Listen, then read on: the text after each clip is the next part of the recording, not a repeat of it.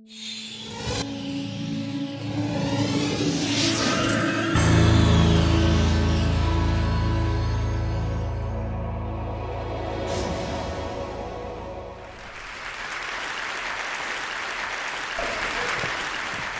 I'll start with this. A couple of years ago, an event planner called me because I was going to do a speaking event. And she called and she said, I'm really struggling with how to write about you on the little flyer. And I thought, well, what's the struggle? And she said, well, I saw you speak, and I'm going to call you a researcher, I think, but I'm afraid if I call you a researcher, no one will come because they'll think you're boring and irrelevant. And I was like, okay. And she said, but the thing I liked about your talk is, you're a storyteller, so I think what I'll do is just call you a storyteller. And of course, the academic, insecure part of me was like, you're going to call me a what? And she said, I'm going to call you a storyteller. And I was like, oh, why not Magic Pixie? I was like, let me think about this for a second. And so I tried to call deep on my courage, and I thought, I am a storyteller. I'm a qualitative researcher. I collect stories. That's what I do. And maybe stories are just data with a soul, and maybe I'm just a storyteller. So I said, you know what? Why don't you just say I'm a researcher storyteller? And she went, there's no such thing. So I'm a researcher or storyteller. And I'm going to talk to you today. We're talking about expanding perception. And so I want to talk to you and tell some stories about a piece of my research that fundamentally expanded my perception and really actually changed the way that I live and love and work and parent. And this is where my story starts.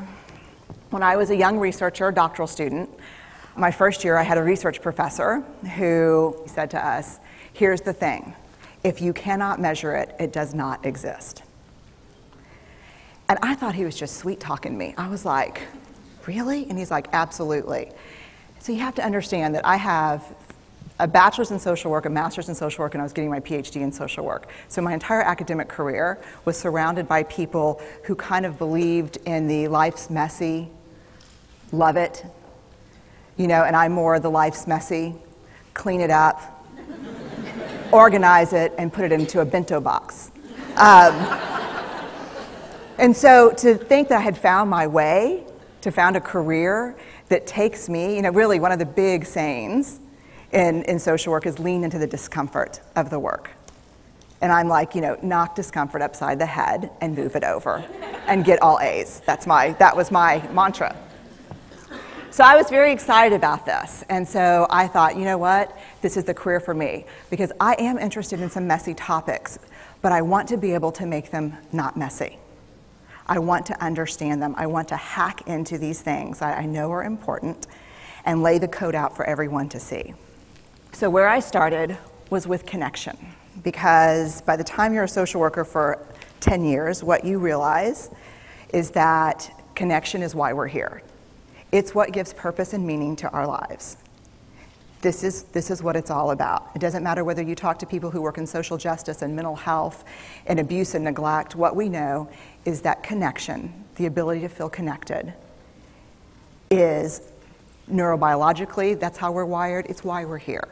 So I thought, you know what? I'm going to start with connection.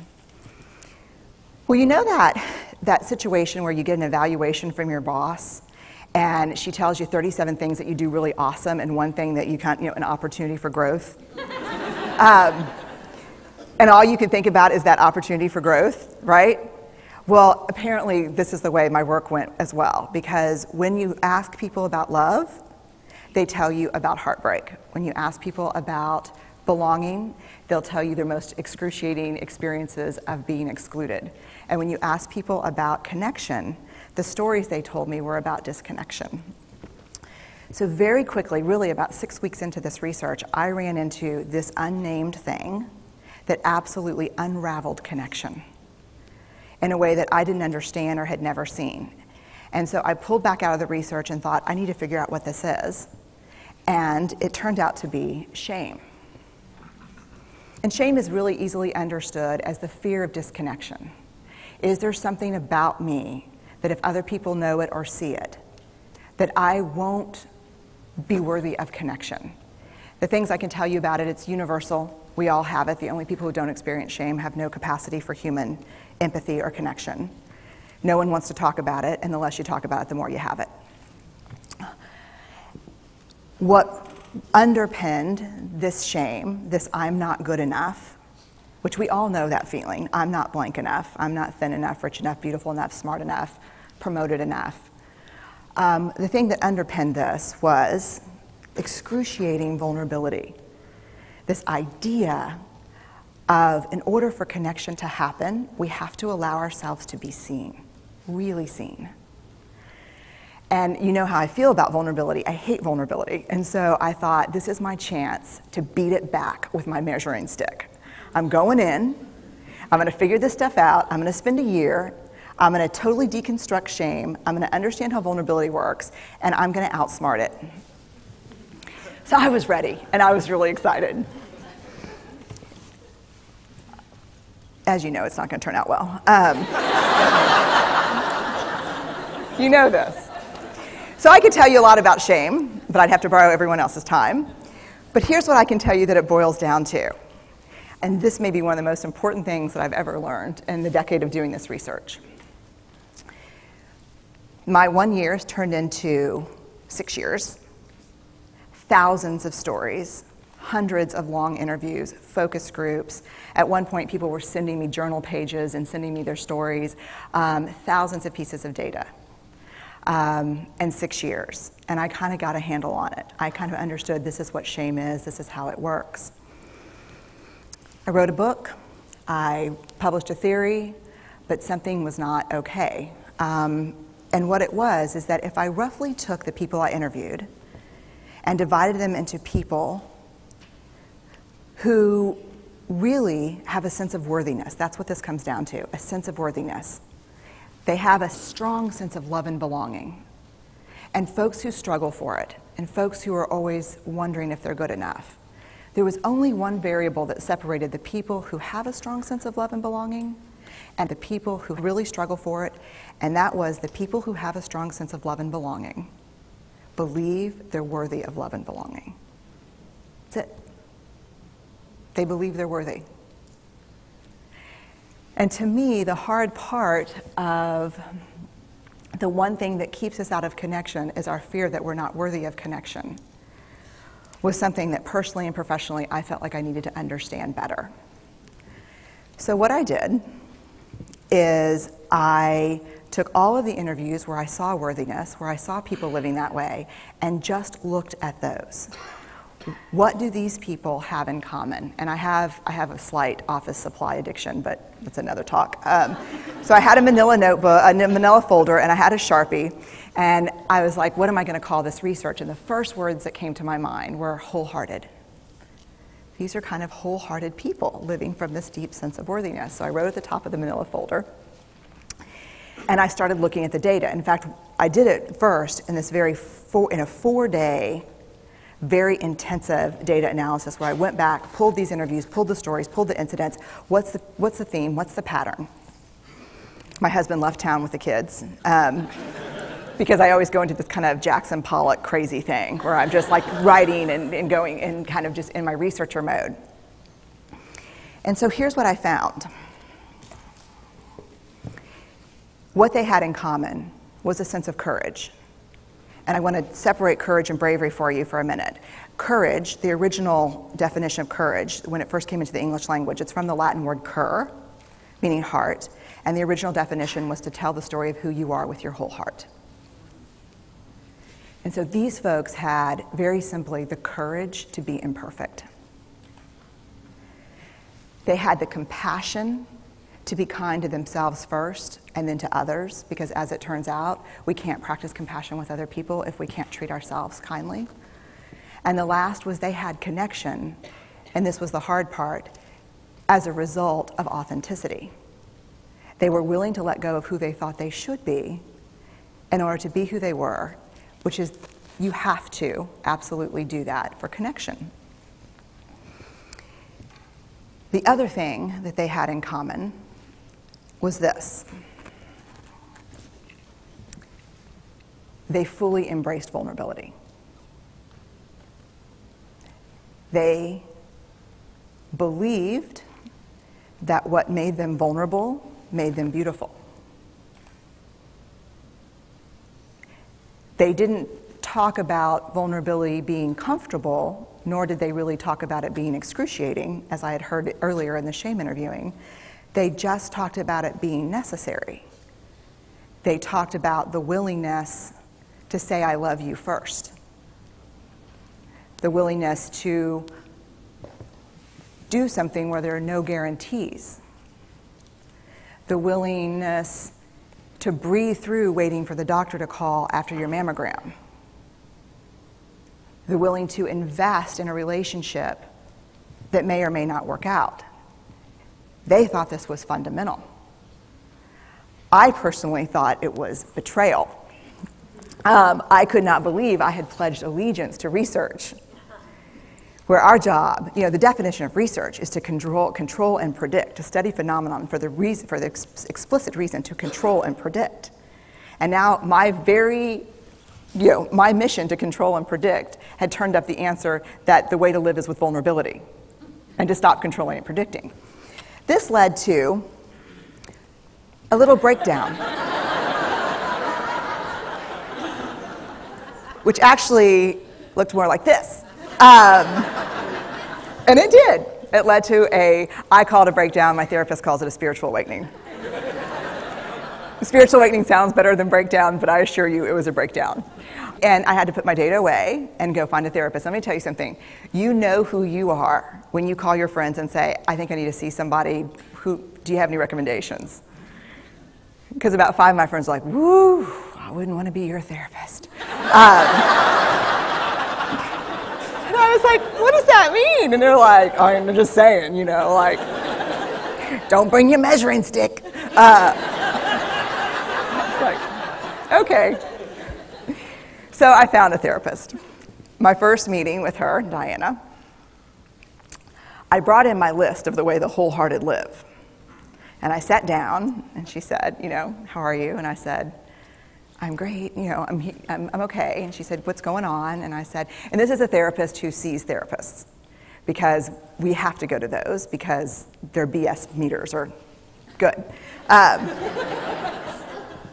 And so I said, here's the thing, I'm struggling. And she said, what's the struggle? And I said, well, I have a vulnerability issue, and and I know that vulnerability is kind of the core of shame and fear and our struggle for worthiness, but it appears that it's also the birthplace of joy, of creativity, of belonging, of love, and I think I have a problem, and I need some help. And I said, but here's the thing, no family stuff, no childhood shit, I just need some strategies.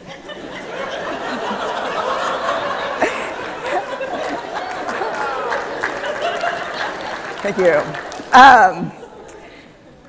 So she goes like this. And then I said, it's bad, right? And she said, it's neither good nor bad.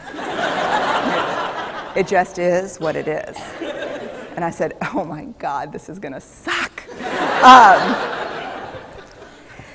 And it did, and it didn't. And it took about a year. And you know how there are people that, like, when they realize that vulnerability and tenderness are important, that they kind of surrender and walk into it? A, that's not me. And B, I don't even hang out with people like that. For me, it was a year-long street fight. It was a slugfest. Vulnerability pushed, I pushed back.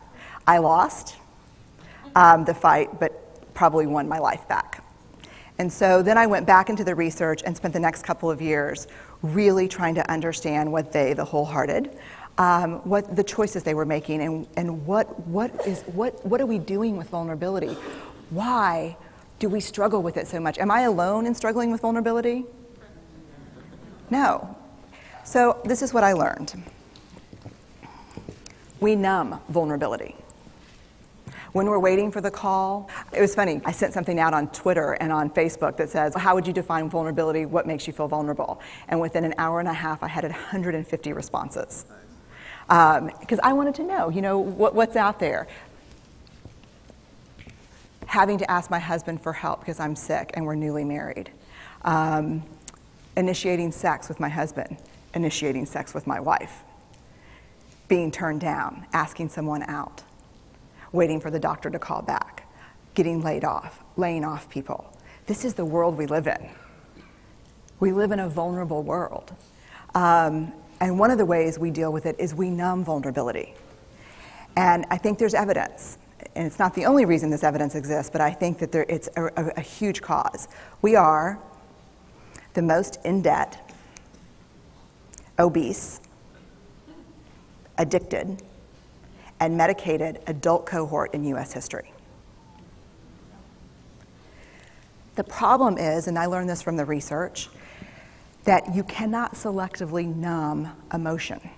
You can't say, here's the bad stuff.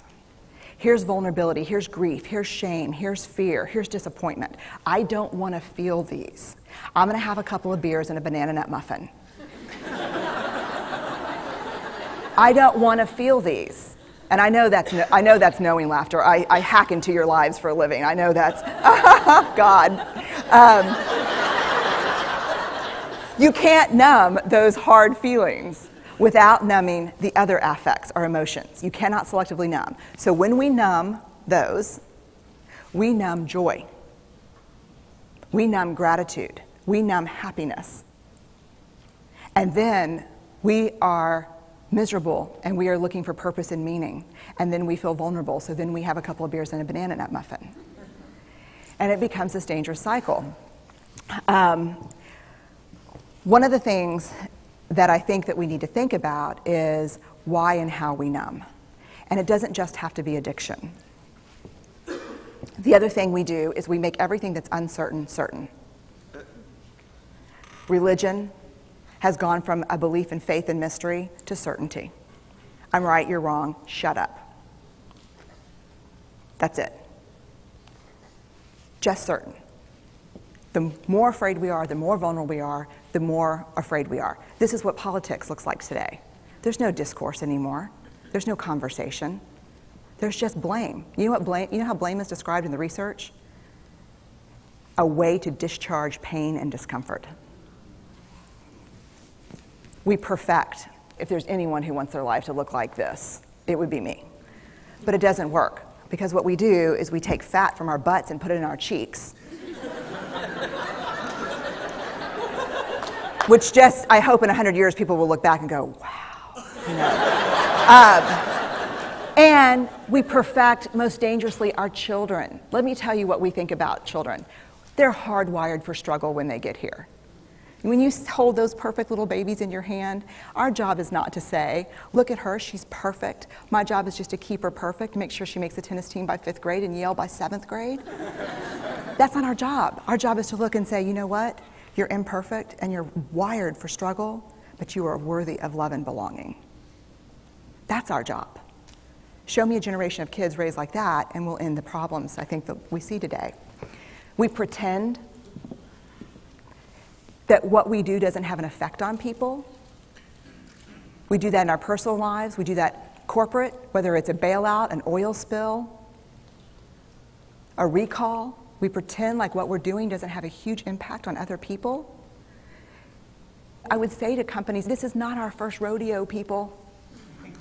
We just need you to be authentic and real and say, we're sorry, we'll fix it. But there's another way, and I'll leave you with this. This is what I have found. To let ourselves be seen, deeply seen, vulnerably seen.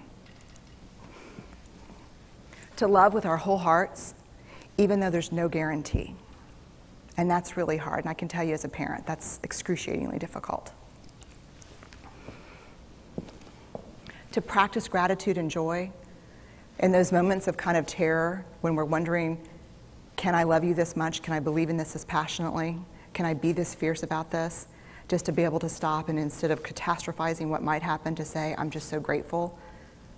Because to feel this vulnerable means I'm alive. And the last, which I think is probably the most important, is to believe that we're enough. Because when we work from a place, I believe, that says, I'm enough, then we stop screaming and start listening. We're kinder and gentler to the people around us, and we're kinder and gentler to ourselves. That's all I have.